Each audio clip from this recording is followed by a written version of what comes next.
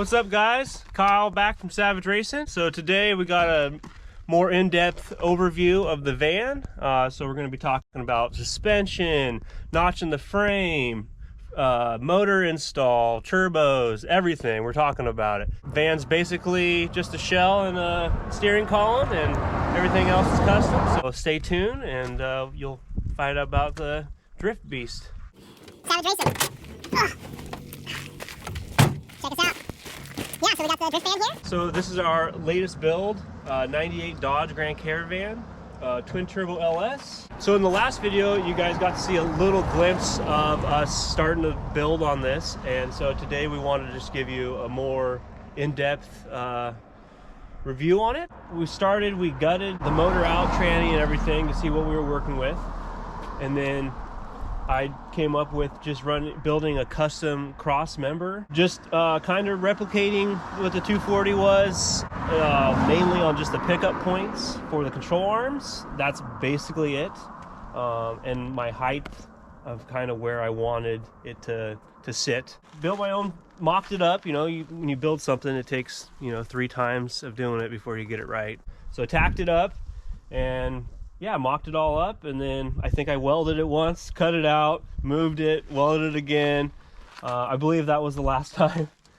But yeah, so custom cross member, plated it where I thought it needed that reinforcement. So motor mounts are just basically an eBay cheaper polyurethane mount with just some custom tabs coming up to catch them off the cross member. And this one actually is kind of cool because I made the motor mounts, they're not just ears coming off. So like when you have to pull the motor out, you'd have to pull the motor up off those ears. I actually built like a cradle type thing with the ears on it, and that's what bolts to the rectangle tubing. So basically you can just unbolt the one bolt on both sides, and instead of having to lift the motor way up to get out of those ears, it'll just pull more out the front and up, so makes it a lot nicer. It's just a basic 5.3 truck motor, nothing too crazy, even stock cam. We went through it and just did the little stuff that makes LS's more reliable. So lifters, new oil pump, that's a must. If you guys do junkyard LS and you're gonna do high RPMs, put an oil pump in it. The trunnion bearing, rockers, just simple stuff like that. Just flip stock exhaust manifolds and external wastegates, and then just some basic cheap turbos off of eBay. They're just a well-known cheap turbo that works, and we're only on 5 pounds of boost right now, so not pushing them crazy.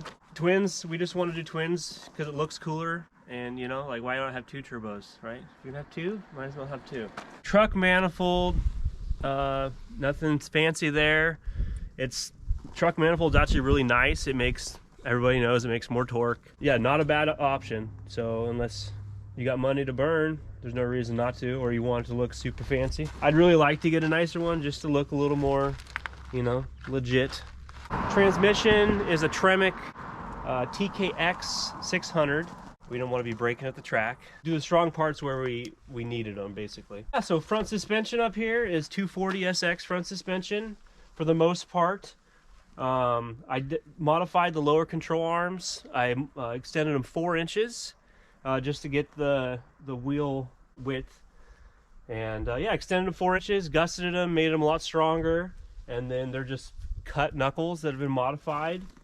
240 coilovers, brakes, everything in the front is 240 SX, which is awesome because there's just a ton of aftermarket parts and support for that. So it's just might as well go with something that's well known. So yeah, so easy option there. And I have a couple 240s, so it was easy to pull parts off and mock them up and stuff like that. Steering rack is actually the Dodge Grand Caravan steering rack. I originally was going to use the 240 rack, but I found out that the Dodge Grand Caravan rack had more throw, so it was going to give me more steering angle. I definitely want to upgrade the front coilovers this year to a way stiffer spring setup. It's way too soft right now, mainly because the motor sits way over the front, so you have a lot of you know, leverage there, so it's way heavy in the front. I forgot the exact size. Sounds dumb not to know the size of your turbo, but I know they're rated, I believe it's 500 horse a piece, not pushing them, you know, to the max at all. But yeah, so I just mocked them up and found a way I liked them. We tried a few different options, and I really liked this look, and so this is what we went with. And I custom made all my own exhaust besides the exhaust manifolds that are just factory manifolds that are flipped over. I custom made wastegate mounts, everything, on 5 pounds of boost. I'm gonna bump it up to 10 next year because we need more power, you know, always need more power. It's kind of nice that they're big in my opinion, because the boost comes on late in the power band. When a motor builds power at low RPMs, it's putting way more stress on the motor. So yeah, so they come on probably around 3,800 to 4 grand is where I'm seeing full boost, which is pretty high.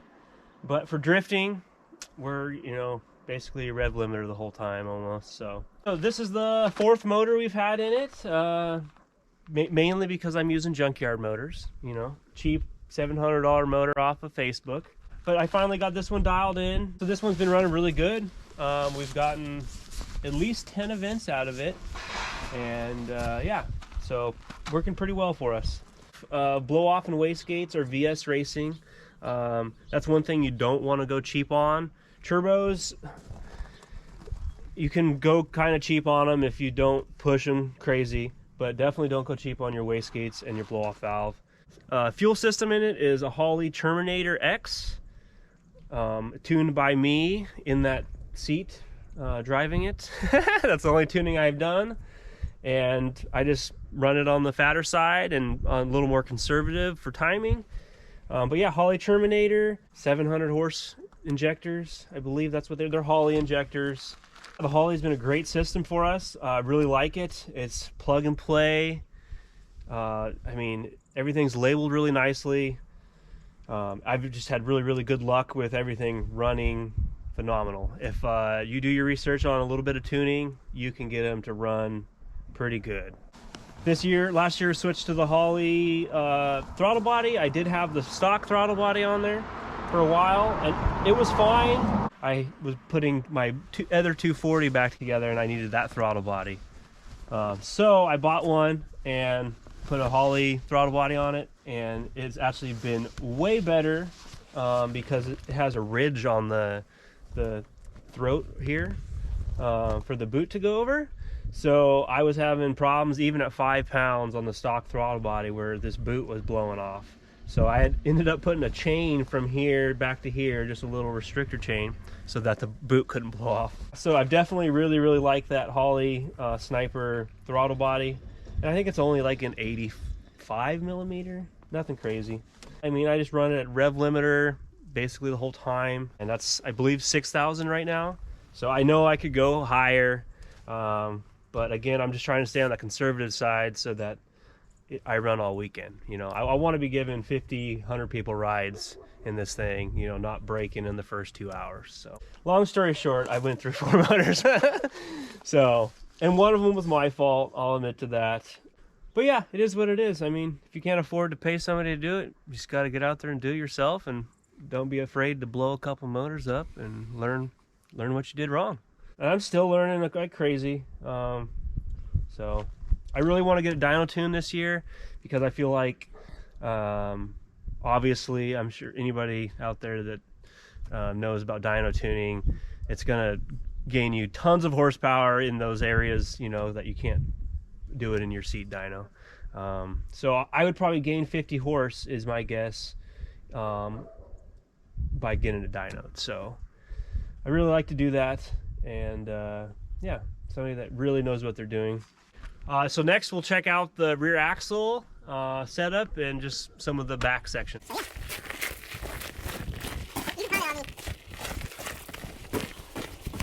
Rear end is a winner's quick change, and I'm sure you guys might notice the straps there. Last event we had some breakage, so we have the axle strapped over right now.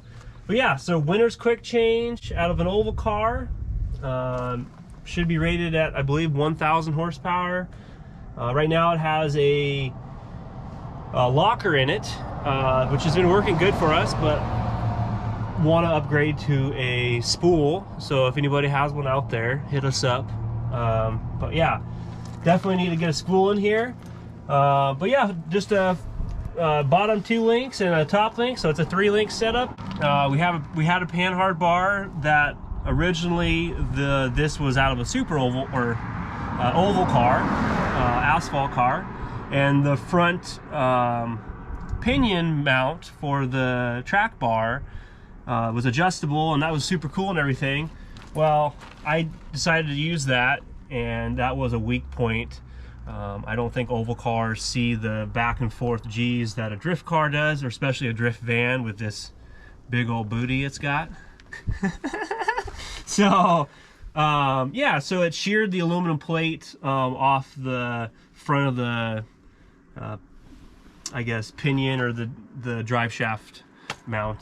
Everything basically I've used off this axle, off the oval setup that they had, has broke on me, which again I think that's just because they're just a little lighter on their cars. I got a 4-link, or not a 4-link, but a panhard mount that mounts on the axle, so I just have to probably adjust my chassis mounted side. We notched the frame back here. It was a little bit of a challenge being the unibody. Made it work and figure out a way, and we just, you know, gusseted everything and just stiffened it all up as much as possible. And I think with all these hoops in here and the hoop that I built for the basically the top pickup point for the 3-link, it stiffens the chassis up quite well. So I don't think there's going to be a lot of flexing, and I think that those notches are totally fine. It's not a trophy truck. We're not jumping 80 feet.